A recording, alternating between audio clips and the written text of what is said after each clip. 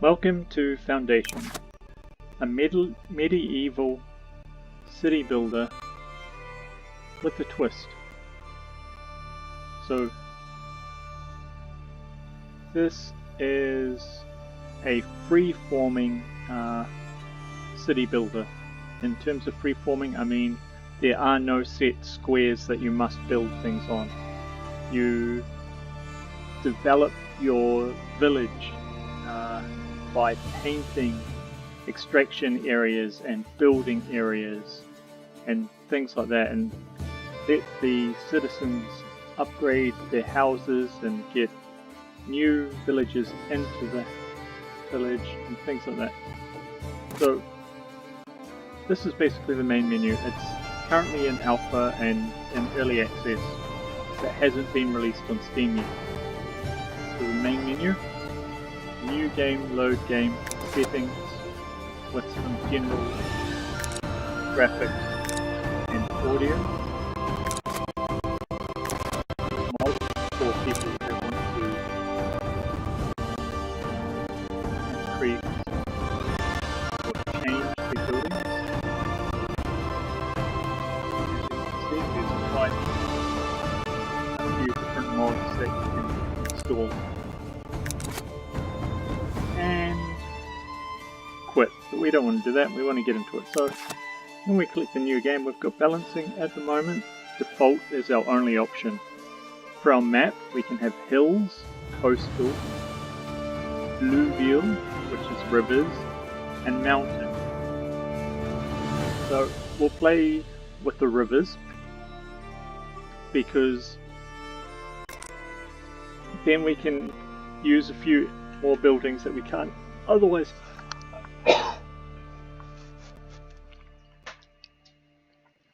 Sorry about that, I had a little something caught in my throat.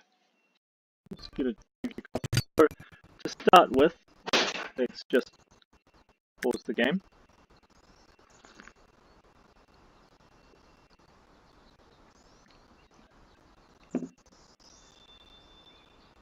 Alright, to start with we need to select our starting area. Apparently somehow I managed to do that while I was taking a drink, so we don't get to see all the other possible areas to choose from, but at the moment this is as far as we can zoom out. As you can see, there's a mixture of different resources on the map. We've got water, we've got stone, we've got bushes to forage from, and this is iron. So those are our main resources. And of course wood, plenty of lumber. So here's the game interface. Here we have our painting. So once we build our village center, we'll be able to paint our development zones. We have our public buildings, walls, our territory. So if we click this, you can see it's hexagonal land areas we can buy, and as you progress you can also unlock free ones. But at the moment we have this yellow hexagonal area. There's the budget, trade, and the menu up in the top right corner. In the left hand corner, top corner, we've got our frames, any quests we have going at the moment, general village information. So that just tells us, okay, have we got immigration enabled? Do we have, what's our population? And anything that modifies the rules. So for example, if we build a church, we might get a positive modifier for a while and the people will be happier.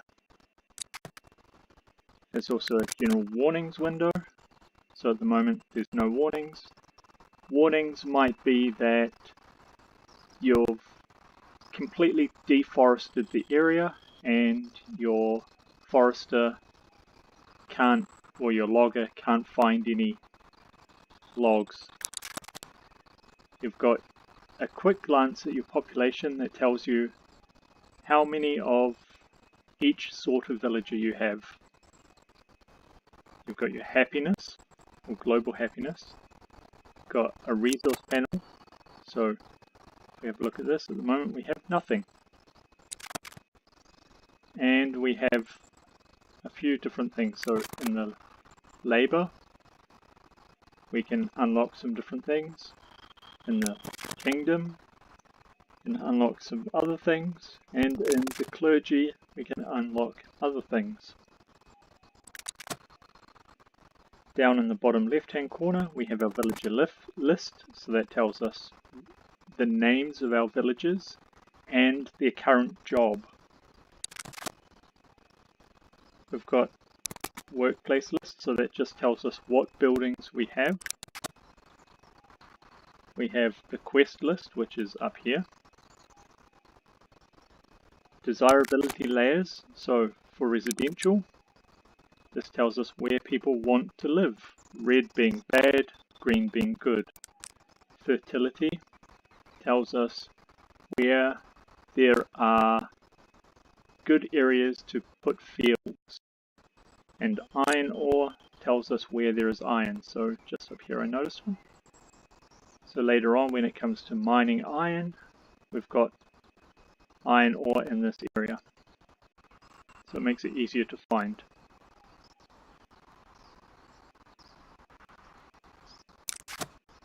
We also have zoning area. So that will tell us, like when we paint extraction zone, for example, which is blue, by having this enabled, it will always show. We also have the territory's boundary, so off, we can't see it, on, we can see it. And we also have a help menu, so that just gives us some basic commands and details. And then finally we have our speed. So we can increase the speed, we can decrease the speed, or we can pause the game. We also have how much time has passed, what day and week it is, and if we want to enable the houses to upgrade by themselves. Alright, so now that a lot of the talking is done, let's get into building our village centre. So, thinking for our village centre, let's go.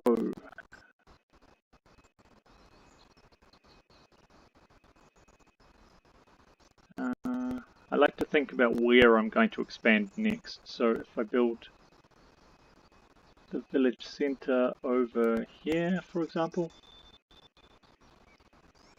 Okay, so once we place this, we will have our villages. I'll zoom in a bit more so we can see our villages magically appear. Oh, there we go. And we've unlocked a whole lot of other buildings. So, for example, we've got these buildings in blue, which we can build. Buildings in grey, which we can't build until we get one of these prerequisites done. And buildings that we haven't figured out what they are yet. So those are the general buildings. We have monuments, bridges, markets, church, and other things that we unlock through this menu here. And decorative, so at the moment, bush, fence, and other things that will unlock throughout the game. But for now, let's get round to building one of everything.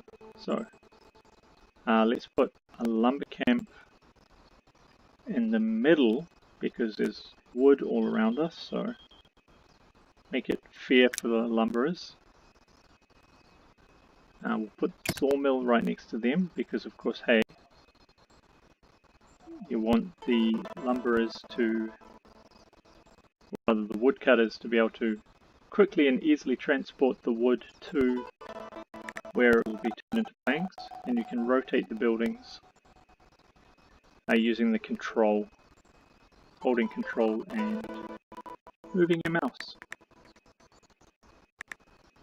Okay, so let's put that up there as well. Okay, at the moment the game's paused, so they're not actually building anything. Need a gatherer's hut by the berries. So this is our early food source. We need a stone cutter camp, so we'll place that over by the stone.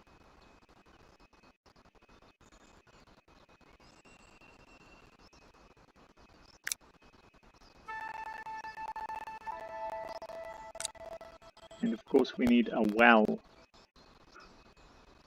So wells are important because they give our people water. I'm trying to think, where should I put this? Maybe I'll put it over here because this is where I might do the housing area. So it's good to have water near your houses in your workplace. Saves your people traipsing a long way. And a warehouse, we need to store some things. So I can see myself storing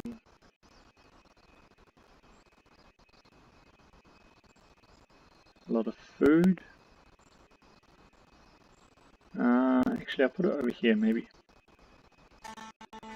Sort of out of the way at the moment. So as you can see, I'm free to place this anywhere in the middle of the forest or whatever. It's not telling me, no, that must go in this particular square. I mean, if I'm sneaky, I can probably squeeze. Yeah, it's on red, I can't build it there, but if I turn it this way, let's see, there we go. So it's partially hanging off our territory, you know. So you can do little things like that. For now, let's just place it over here. So I think I might make this like the main sort of business area of the village. And let's build a market, food market. This allows our villagers to buy things. Food is an important one. One thing I have noticed that maybe is going to be fixed in a later patch, but buildings that you can build multiple parts of, like the market, can at the moment be placed outside of your territory. So that's helpful if you're trying to save room, which I don't know if I am so much at the moment, but you know what, I'm going to build it outside anyway. Okay, and start construction. Cool, so those are our basic buildings that we have unlocked at the moment, except for a wooden bridge, but we don't need that. So now I can village list. At the moment everyone's unemployed, to be expected. Here we can assign them jobs. So at the moment we need builders. So let's assign, say, 5 builders. And get moving.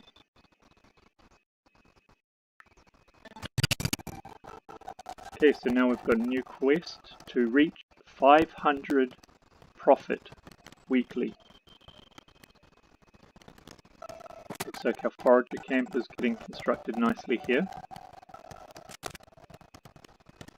So once that's up and running, we can either click on our people and tell them to be a forager, or we can click on the building and assign available villager. So there we go, and now we'll get a problem because there is no zone for extraction. So this is where we go into a paint tool. Boom. There we go. Now we can expand and contract this using control and our mouse wheel. You get it nice and big, and it makes it easy to go and just drag it along, and that's that. And here.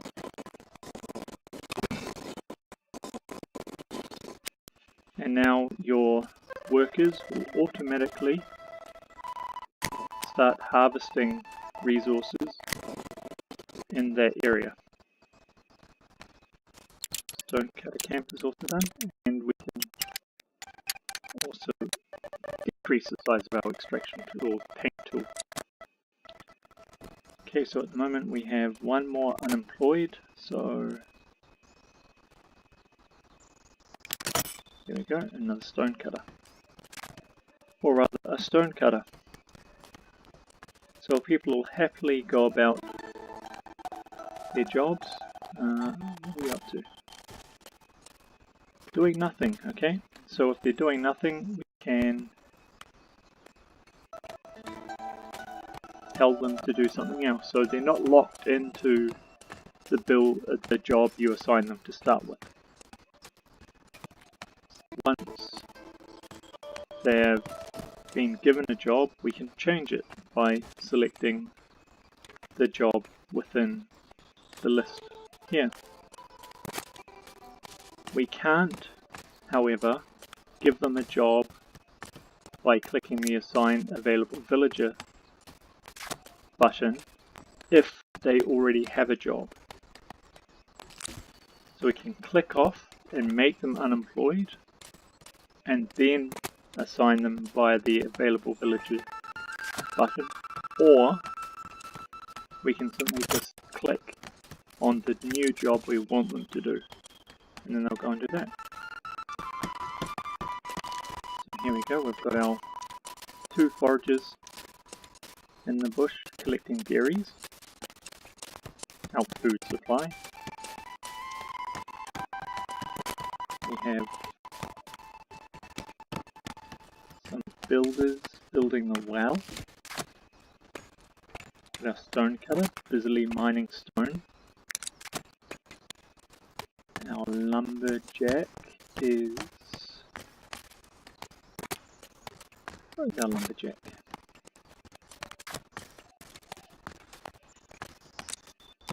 Oh, there we go, cutting down a tree. So here's our lumberjack. Off into the forest to cut down trees. See it? And then hacking. Some reason standing in the middle of the tree to cut it down, but as I said, it is early access, it is alpha, but it's very cool to see the trees disappear after they've been cut down. So it's not an infinite source of lumber. Once you've cut all your trees down, they're gone. You can't get any more logs. Of course, later on, if we look in the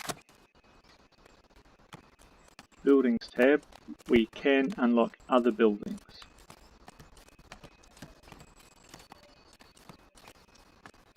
And that is simply and that will allow us to, for example, get someone to replant trees to allow us to reforest an area.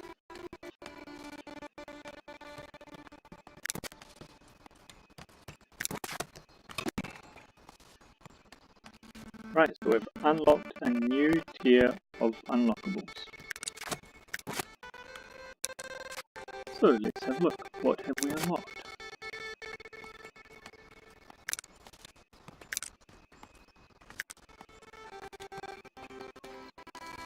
Nothing as yet.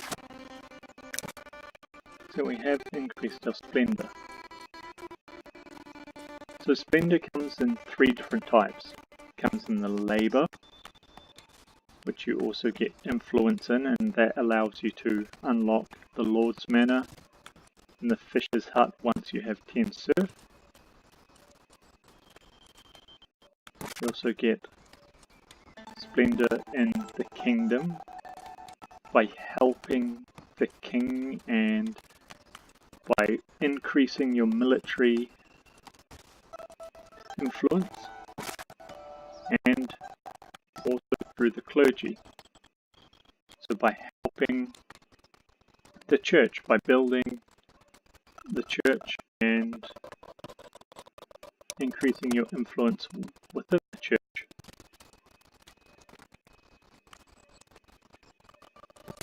So it looks like our market is now open. So Kerry, you go and okay, you're building. Now you're not doing anything. Now you can go be a market tender. There we go. And sell berries. So when you build, say, the market, you also need to tell them what to sell. In this case, by clicking on it and selecting the appropriate item.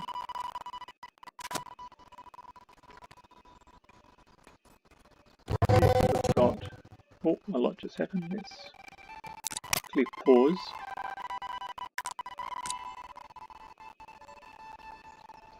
Pause? No.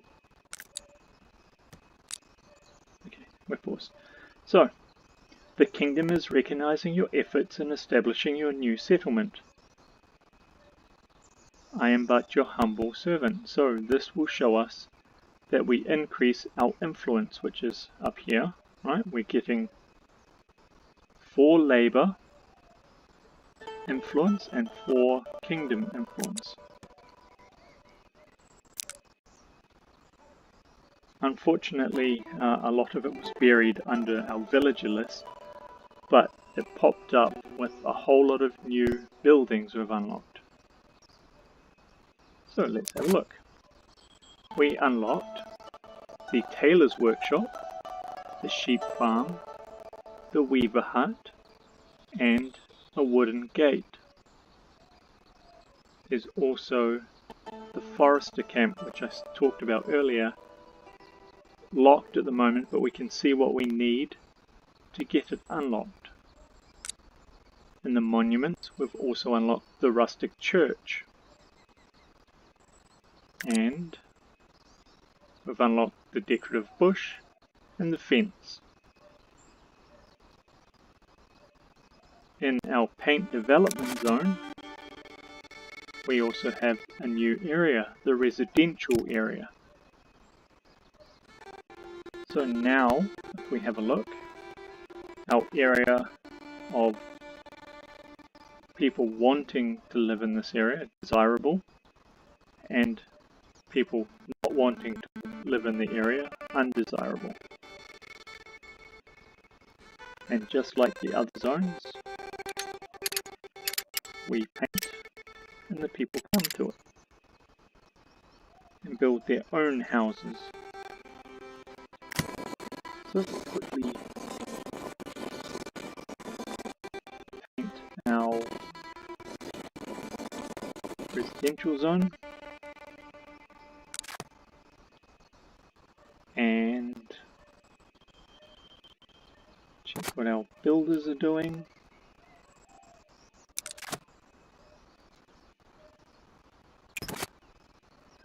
We'll actually tell this person to go and cut wood, rather go and make planks. So working in the sawmill. So planks are very important for us, as a lot of the later buildings require planks, not just normal logs.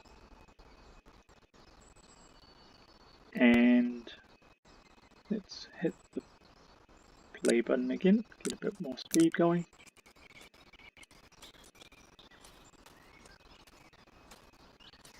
Right, so we have a market tender selling food, a carpenter making planks, stone cutter producing stone, a woodcutter producing logs, and 2 foragers acquiring berries. As we can see here, we have a house going up. We don't need to tell them to build their houses, we just give them the zone, they come along, build a house.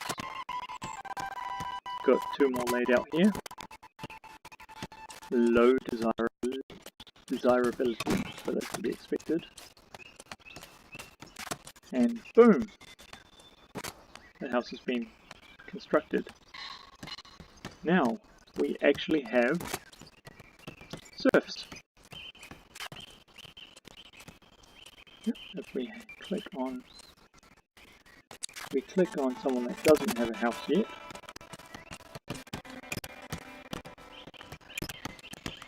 apparently they are all serfs. Okay. Before they get access to housing,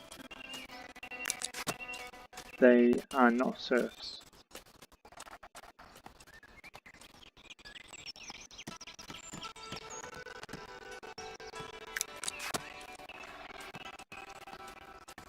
Hopefully we can get some immigration happening and we'll get some new villagers come to join us from faraway lands.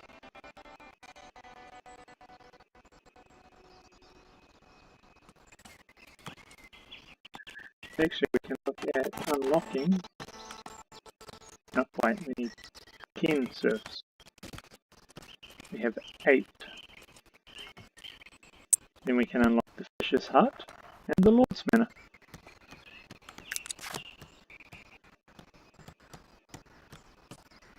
There are people lining up to get some food. Here we go, we've got new villagers coming.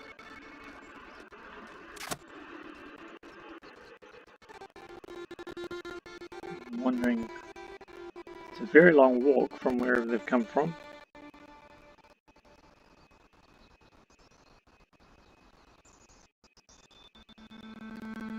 Where is our village? Oh. They are cutting a most unusual path.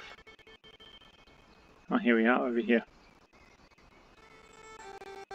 So sometimes they do this, they go on this zigzag. But now they're going to cut through the tree line.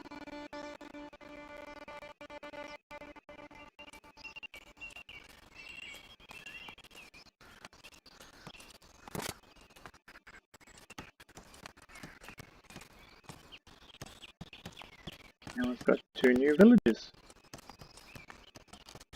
who are newcomers. That's what they are before they get a job.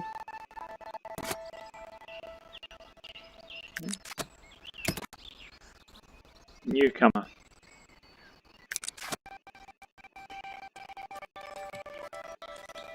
Right, let's give the newcomers jobs.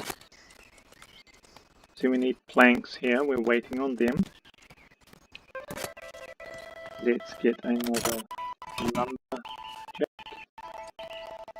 Let's get 2 more lumberjacks.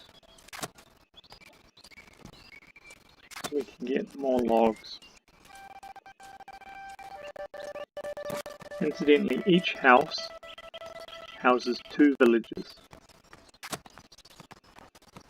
So to make sure you've got enough room, you need to count your houses and your villages.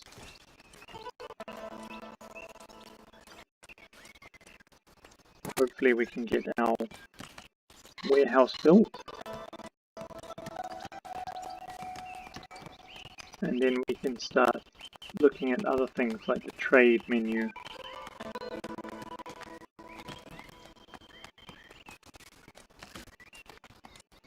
But at the moment our villagers are busy beavers,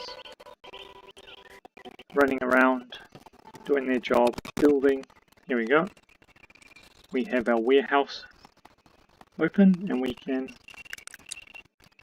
select to store items. So tools, berries, stone, and planks for now. Alright, and we need someone to be a porter. So go be a transporter. Alright, so now the transporter will go around the various businesses and collect the resources they have stored and take them to the warehouse to store in the main stockpile. So that makes it easier later on when you're building something. For example, we build a building over here that needs stone, rather than the builder having to walk all the way over here to collect stone. They can go to the stockpile and bring it from there. Of course, if there's nothing in the stockpile, they have to go to the source. But anywho, we will cover a little more next time with some new villagers coming in, so we'll be able to assign them some jobs. But this has been a first look for anyone that's new and hasn't seen Foundation before. And I've been LazyTitan. Thank you for watching, and I'll see you next time with some more Foundation.